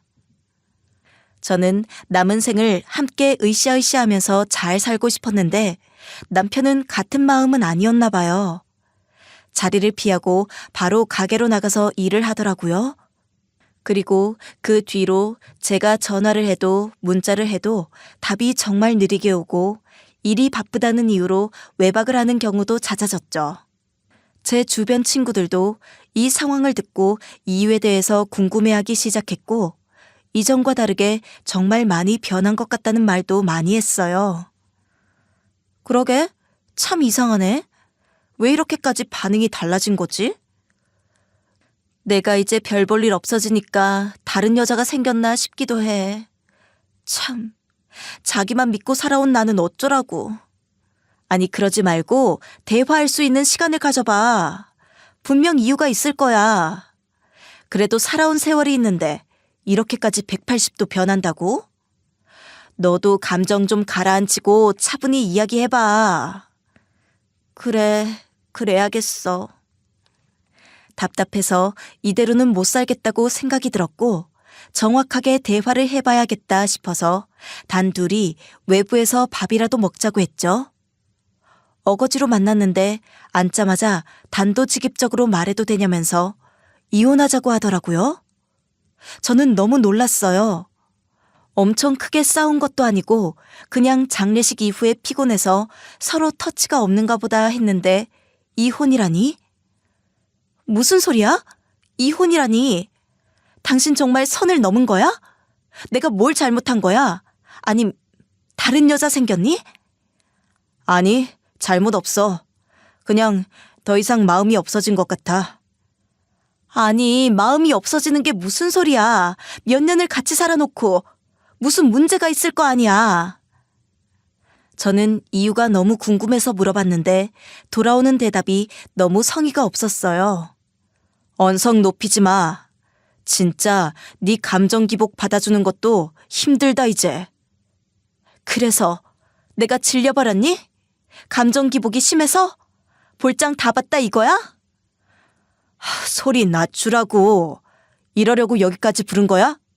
소리 지를 거면 집에서 보지 그랬어. 이런 게 싫다고 나는. 이미 알고 살아왔던 제 성격에 지쳤다는 말이 저는 와닿지가 않았어요. 그리고 왈칵 눈물부터 났죠. 또 운다. 나 장모님 장례식 때 이혼 생각 진지하게 했었어. 병수발 같이 들면서도. 근데 더 이상 당신이랑 살 자신이 없다. 왜 이제 와서 그러는 건데? 이때까지 참은 거야. 그리고 내가 하는 만큼 너는 하니? 시댁의 소홀한 것들이 너도 느껴지지 않아? 그건 당신이 알아서 잘하니까 믿고 맡겼던 거지. 우리는 정말 안 맞는 것 같고 당신 혼자 있을까봐 장례식까지는 사위 노릇했으니까 이제 놔줘. 상속받은 것도 있으니까 부족함 없이 새 출발할 수 있을 거 아니야. 내가 아무것도 없이 어떻게 살아? 도대체 왜 그래 나한테? 그만해. 간다. 남편은 표정 하나 변하지 않고 자리에서 일어나서 나가버렸어요. 같이 살을 맞대고 산 세월이 있는데 단칼에 선을 그어버리다니 어떻게 저럴 수가 있나 싶었죠. 바람이라도 난 건가 싶어서 사람도 붙여보고 카드 내역도 살펴봤는데 깨끗했어요. 그냥 시모집에서 자면서 가게를 왔다 갔다 했을 뿐이더라고요. 아이가 없어서 그런 건가 자책도 되고 어떻게 이럴 수가 있는지 싶어서 만나서 대화를 다시 해봐야겠다 싶었는데요. 참 뭐가 문제인 건지. 여자도 없고 진짜 성격 차이라고 하기엔 장례식 전에 많이 싸우지도 않았잖아. 항상 평정심을 유지하던 양반이 꽁무니 내빼듯이 가는 이유가 뭐냐고. 나는 이제 어떻게 살라고. 정말 어떻게 살라고.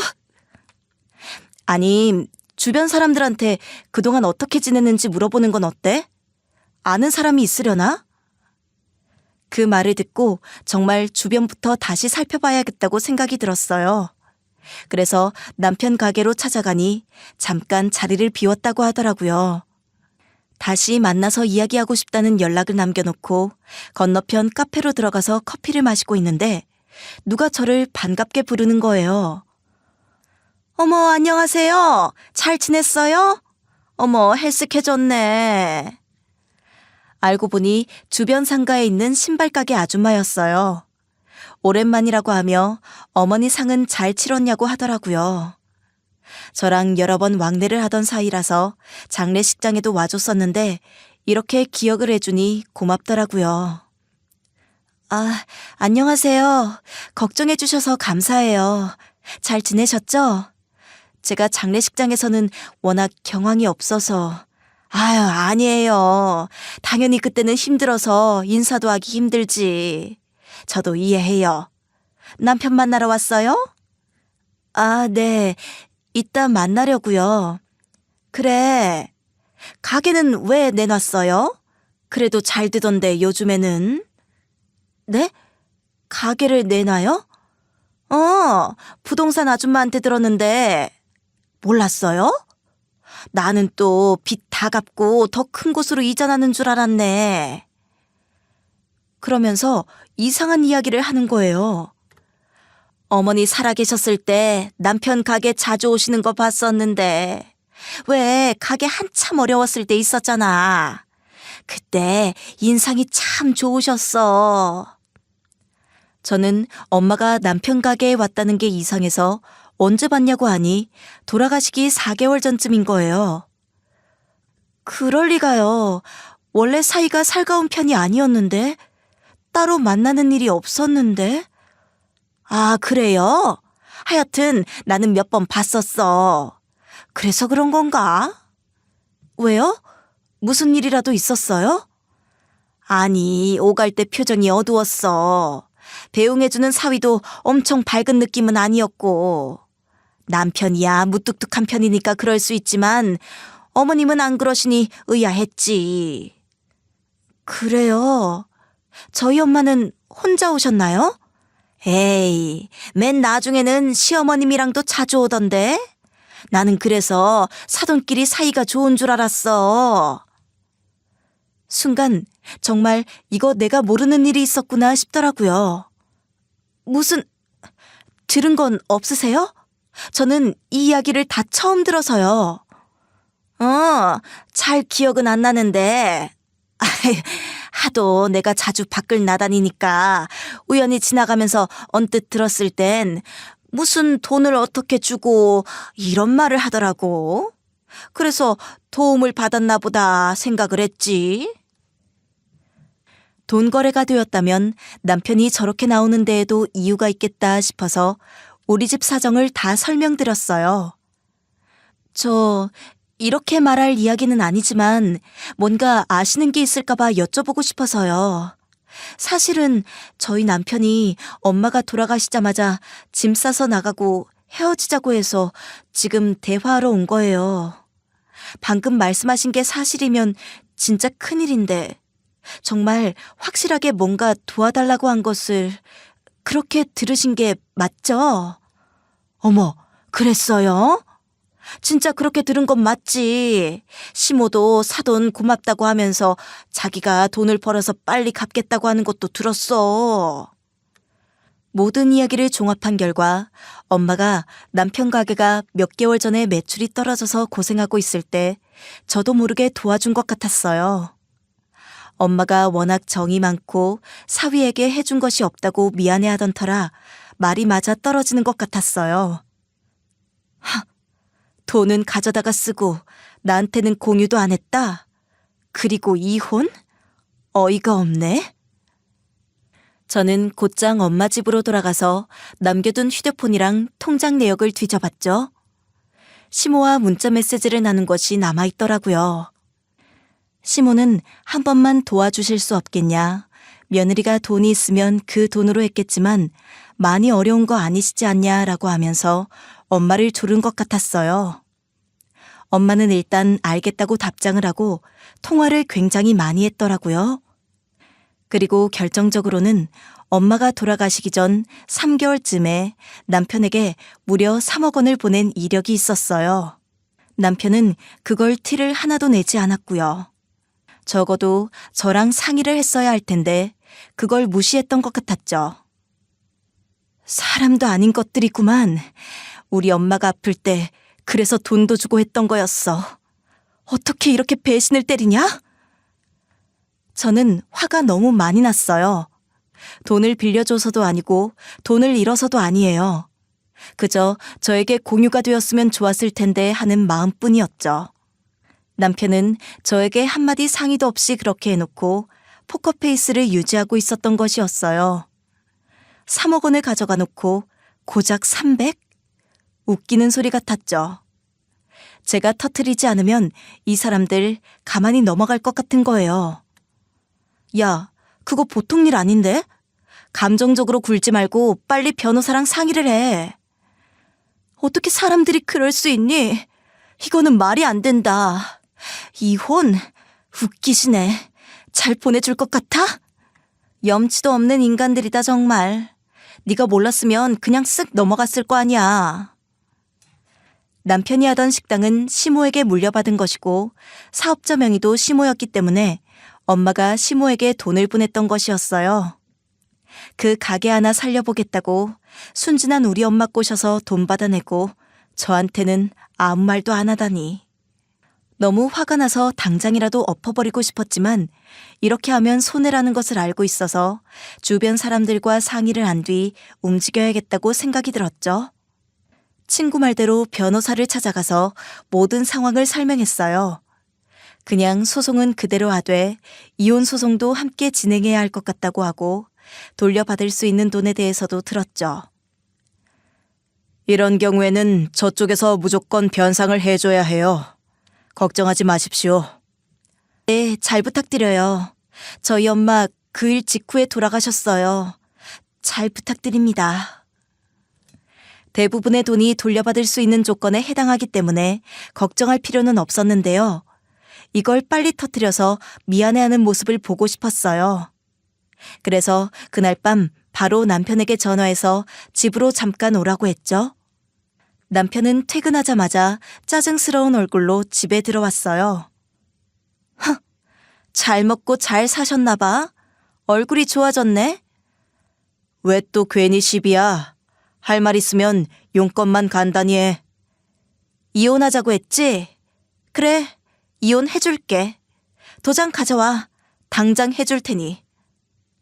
그래? 생각을 빨리 바꿨나 보네.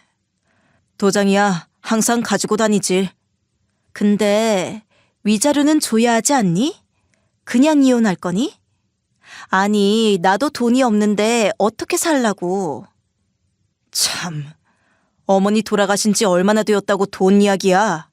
그래, 당연히 줘야지. 얼마나 주기를 바라냐? 피해가 있어야 위로를 할 텐데 너는 너무 잘 먹고 잘 살지 않았나?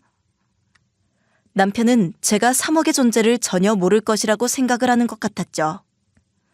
유산이 5억이라 해도 세금 떼고 뭐 하고 하면 남는 돈이 없더라고. 당신은 사업체라도 있지, 나는 없잖아. 생활비를 받는다고 해도 새로 직업을 찾을 때까지 돈이 부족하잖아? 아이고, 아주 계산이 빠르셔. 그래서 얼마를 원하는데? 1억은 있어야 하지 않을까? 그 정도는 가능하잖아. 남편은 코웃음을 치면서 고개를 절레절레 하더라고요. 뭘 1억이야? 절대 못 줘. 돈도 없고 그 정도 받을 만큼 내가 잘못한 건 없는 것 같은데? 남편은 표정도 하나 안 바뀌고 저를 보고 뻔뻔하게 말을 했어요. 저는 그 모습에 소름이 돋을 뻔했죠. 고개를 숙이고 끓어오르는 화를 참으면서 웃었어요. 그리고 한숨을 쉬면서 말했죠. 그러면 어떡하나?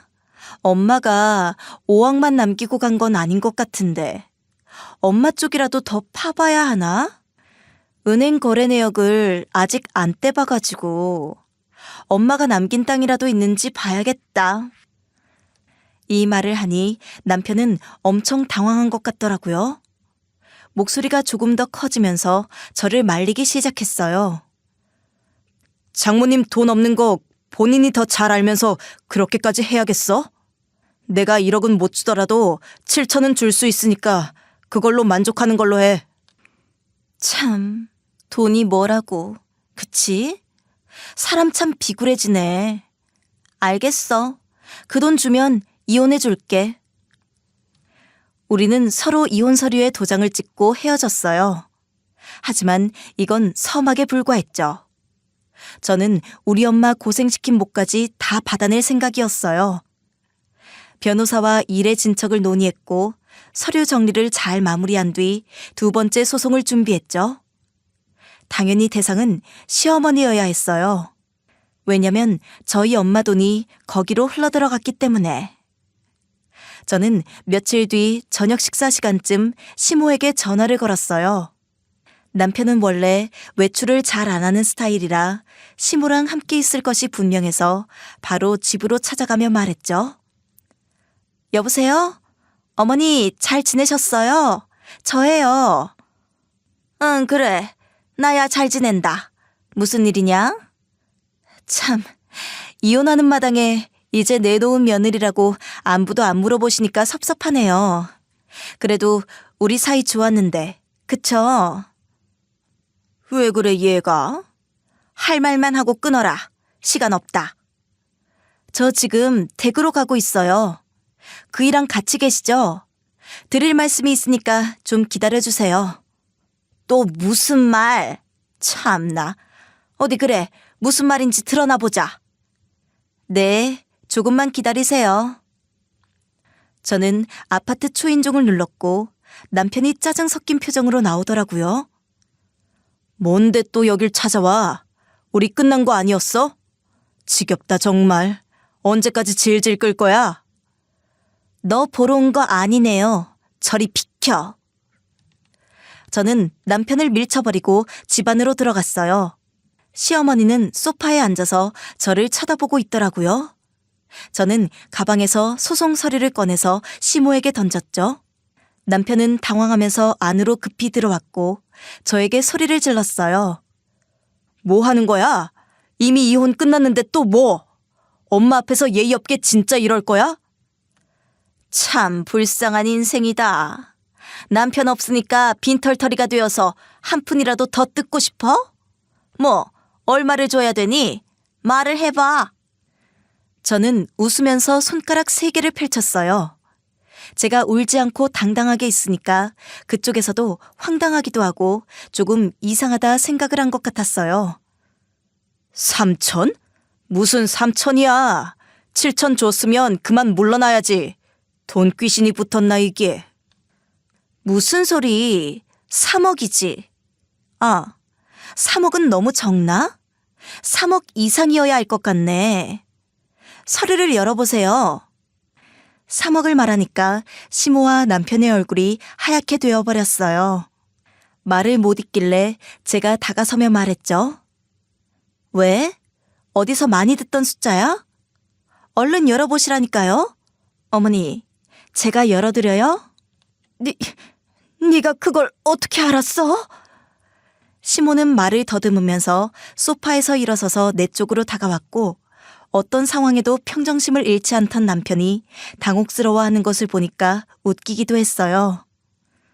뭐, 그럼 제가 평생 모를 줄 아셨어요? 저를 너무 띄엄띄엄 보셨다. 살림하는 사람도 이 정도는 알죠. 남편은 저의 말을 듣고 소파에 던져진 서류를 꺼내봤고 손을 부들부들 떨었어요. 저는 남편에게 뺨을 한 대 갈겨버렸어요. 네가 지금 나를 속이려고 들어? 웃긴다 정말. 똑똑한 줄 알았더니 그게 아니었어. 그래, 나를 와이프라고 생각은 했던 거니? 그리고 남편이 보고 있던 서류를 빼앗아서 얼굴에 소송 서류를 내던져버렸죠. 너는 지금까지 나를 사랑한 게 아니야. 이용한 거지. 그렇게 계산 딱딱 떨어지게 잘하던 양반이 중요한 순간에는 입 싹 닫고 조용히 있어? 참 비겁하다 너. 어쩐지 이상하더라. 그때는 그럴 만한 사정이 있었어. 그래서 말을 하려고. 눈을 굴리며 변명을 하려 하길래 말을 낚아채서 딱 잘라 밀어냈어요. 무슨 사정? 웃기지 마. 이제 와서 감성팔이 하려고? 적어도 나한테 말은 했었어야지. 우리 엄마 돌아가시기 전에 내가 알 수 있도록 했었어야지. 내가 미안하다. 끝까지 속일 생각은 아니었어. 내 상황 좀 들어봐줘. 어쩔 수 없었다는 변명을 또 하는 모습이 너무 싫었어요. 제가 멋있게 봤던 남편의 모습은 온데간데 없이 처량하고 힘없는 중년 남성만 남아있었죠. 시모는 옆에서 허공만 멍하니 쳐다보고 있었죠. 무슨 사정? 그렇게 돈은 다 받아먹고 엄마가 돌아가시고 나니까 손절을 쳐? 너무하다 생각 안 하니? 어머니, 300을 왜 주고 가셨어요? 뭐 적선하세요? 미안한 마음 퉁치려고 준 돈이 그것밖에 안 돼요? 그런 게 아니었다. 그건. 조용히 하세요. 잘하신 거 하나도 없어요. 지금 어떤 말을 해도 다 비겁한 변명일 뿐이에요. 가증스러워. 너나 너네 엄마나 다 꼴보기 싫어. 온갖 이성적인 척은 다 하더니 중요한 순간에는 발 빼는 인간들. 시모가 무슨 말을 하려고 했지만 저는 그 모습에 더 화가 나서 이야기했죠. 가게도 빼놓으셨던데 제가 모를 줄 알고요. 이런 인간들이라는 거 제가 소문 다 낼 거예요. 어디 가서도 살 수 없도록 만들 거니까 각오하세요. 돈이나 준비하고 있고요. 그럼 지난번 7천은 뭐야? 그 돈 내놓고 이야기해. 너 지금 사리 분별이 안 되지? 그 돈은 우리 이혼에 대한 위자료고 이건 우리 엄마 등쳐먹은 것 때문이잖아. 3억은커녕 나한테 사기죄로 더 줘야 돼 너. 조용히 하고 있어. 그리고 그대로 집 밖으로 나와버렸죠. 사람이 아무리 상황이 급했다고 하더라도 이건 아니라고 생각해요. 그렇게 돈은 다 받아먹고 엄마가 돌아가시고 칼같이 가버리다뇨. 진짜 장모로 생각했다면 안 그랬을 것 같은데. 이런 사람이랑 제가 살았었다니 싶더라고요. 변호사와 소송을 준비하며 상담을 하다가 시모와 남편이 공동으로 사업 자금을 빼돌리며 추가적인 채무를 숨긴 것이 드러나기도 했어요. 이런 것들은 재산 분할에 유리하게 작용할 수 있는 증거라고 하더라고요. 그렇게 칼 같은 척했던 이유가 본인이 뒷배를 차고 있으니까 그런 것 같아요.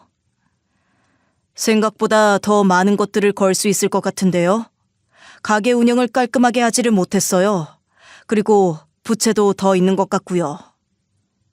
참 웃기는 인간들이네요. 제가 이런 사람들하고 가족으로 살았던 세월이 아까워요. 그리고 다음날 가게 영업을 할 때 친구들을 대동해서 갔죠. 그리고는 장모 팔아먹고 파렴치하게 장사하는 곳이라고 소리를 쳤어요. 돈 내놓으라고 이야기를 하니까 시모와 남편이 기겁을 하면서 나오더라고요. 너 진짜 이렇게까지 할 거냐? 영업방해 아니냐? 왜요? 저희 엄마 돈으로 장사하고 계시면서 영업방해 좀 당하시면 안 됩니까? 진짜 뻔뻔해서 못 봐주겠네. 저 정도는 되어야 등쳐먹나? 그래도 조용히 해결할 수 있잖아. 교양 없이 이게 뭐야? 우르르 몰려와서는. 불안당이야? 뭐? 불안당? 너 말 잘했다. 오늘 불안당이 뭔지 한번 보여줘? 제 친구들 중 한 명은 식당으로 들어가서 식사하던 손님들에게 남편의 실상을 하나하나 말하기 시작했고 한 명은 부동산으로 가서 이야기했어요. 남편은 그 모습에 성질을 부리다가 결국 돈을 주겠다고 이야기했죠. 알았어. 알았다고. 인정할게. 내가 미안해. 정말 그러지 않았어야 하는 일인데 너한테는 정말 면목 없다. 하지만 사업장만큼은 건드리지 말아주라. 어? 그래, 미안하다. 이거는 너무하지 않니? 돈을 준다는 약속을 받아내고 친구들과 함께 가게를 빠져나왔어요. 저를 속였던 인간들이 쩔쩔매니 속이 다 통쾌하더라고요. 아까 봤어? 와, 진짜 인정 안 하더니 이제서야 말을 하네? 그러니까 이혼은 쉽고 자기가 망하는 건 어렵나 보지? 저는 차곡차곡 증거를 모아서 소송에서 한꺼번에 터뜨렸고 엄마가 준 돈은 물론 재산 분할까지 다 받아냈어요. 가게 내부에서 불법적으로 채무가 생긴 것들도 밝혀냈고 그에 대한 처분도 받게 되었어요. 법원을 빠져나오면서 시모는 저에게 달려들어서 매달려서 빌더라고요. 얘, 어떻게 이러니? 우리 모자 망하라고 하는 거니? 그래도 우리 가족 아니니? 너 남편이 굶고 살았으면 좋겠니? 그동안 산 세월을 봐서라도 마음을 좀 누그러뜨리고 일을 해결하면 안 되겠니? 참, 아줌마, 제가 알바인가요? 저희 엄마 돌아가실 때도 그렇게 말해주시지 그랬어요? 그리고 이제 법적으로도 저랑 상관없는 사람이에요. 이렇게 말하고는 법원을 나와버렸어요. 제가 힘들 때는 아랑곳도 안 하더니 본인들 목구멍이 포도청이 되니까 이제서야 매달리는 꼴이 사나웠어요. 몇 주 뒤 다시 찾아가 보니 결국 남편 가게는 문을 닫았더라고요. 여기 문 닫은 지 얼마나 됐어요? 한 2주 됐나? 그때 찾아오고 나서 장사가 곧바로 안 되더라고. 이 동네가 아무래도 좁다 보니까 사람들이 잘 안 갔어. 그래서 바로 폐업 처리를 하더라고. 근본적으로는 운영 자금난이 몇 년간 지속이 되었었고 동네에도 돈만 받아먹은 냉연한 가족이라며 소문이 나서 더 이상 가게를 열어둘 수가 없었나 봐요. 시모는 마트도 못 갈 정도라고 하더라고요. 남편은 소송에서 진 이후로 저에게 미안하다는 말을 하긴 했지만 다시 돌아갈 수 없는 관계라는 것을 알기 때문에 받아주지 않았어요. 내가 정말 생각이 짧았다. 나를 위해서 옆에 있어줄 사람도 알아보지 못하고 내가 정말 미안하다. 됐어. 이제 와서 이런 말 해서 뭐하게? 빨리 돌아가. 그래도 한 번만 받아줄 수 없겠니? 나도 이제 너 없으면 못 살 것 같다. 진짜 미안하다. 내가 좋은 말로 하니까 괜찮아 보이지? 이 동네 발도 못 붙이게 하기 전에 빨리 가. 소박 맞기 싫으면. 저는 절대 다시 받아줄 생각이 없었어요. 아이도 없고 혼자 살 수 있는 최적의 조건인데 저런 찌질한 사람을 다시 들일 필요가 없죠. 그리고 무엇보다 하늘에 있는 엄마가 제가 당차게 살아가기를 바랄 것 같은 거예요. 그래서 저도 제 인생을 새롭게 살아야 하겠다고 다짐했죠. 저런 사람들을 동경하며 같이 살려고 한 세월이 아까웠고 엄마에게 너무 미안했어요. 아이들이 없어서 처분해야 하는 것은 적었고 집도 다 팔아버리고 저는 이사를 준비하고 있습니다. 너 이제 뭐 하려고? 재산 분할도 다 받았겠다. 이제 뭐 할지만 고민하면 되겠네? 나 여행을 좀 다녀오려고. 살면서 여행도 한번 안 가봤더라고. 맨날 집안일에 치여가지고. 해외로 한 달간 돌아다녀보고 다시 돌아와서 새 시작해야지. 너도 나 도와주느라 고생 많았다. 에이, 당연히 도와야지. 그래, 훌훌 털어버리고 넓은 세상 눈에 담고 와라. 저는 이제 시댁 식구들이 없는 새로운 곳에서 제2의 인생을 살아보려고요. 아직 나이가 젊으니까 뭐든 할 수 있겠죠. 지금은 북유럽을 돌면서 여행 중이에요. 원래 영어를 전공해서 다니기는 쉽더라고요. 처음으로 보는 세상을 접하니까 그동안 왜 그렇게 궁상맞게 살았는지 싶고 후회가 되는 것도 많았어요. 하지만 힘을 내보려 합니다. 그리고 시내 중심에 있는 유명 학원에서도 강의 제안이 와서 거기서 일하려고 하고 있습니다. 돈만 밝히던 그 사람들과 연을 끊을 수 있어서 너무 다행이라는 생각이 드네요. 엄마 사건이 없었으면 저는 계속 자책만 하면서 살았을 거예요. 여러분들도 주변 사람들 너무 믿지 않으시는 것도 필요해요. 그리고 갑자기 태도가 변한다면 분명히 이유가 있습니다. 하물며 몰래 숨겨놓은 돈이 있을 수도 있다는 것도 기억하고 잘 살펴보시기 바라요. 저도 이번 기회를 통해 진정한 가족에 대해서 생각을 해봤던 것 같습니다. 힘차게 살아가는 저의 인생을 응원해 주시고 여러분들 인생에도 행운이 따르시길 바라요.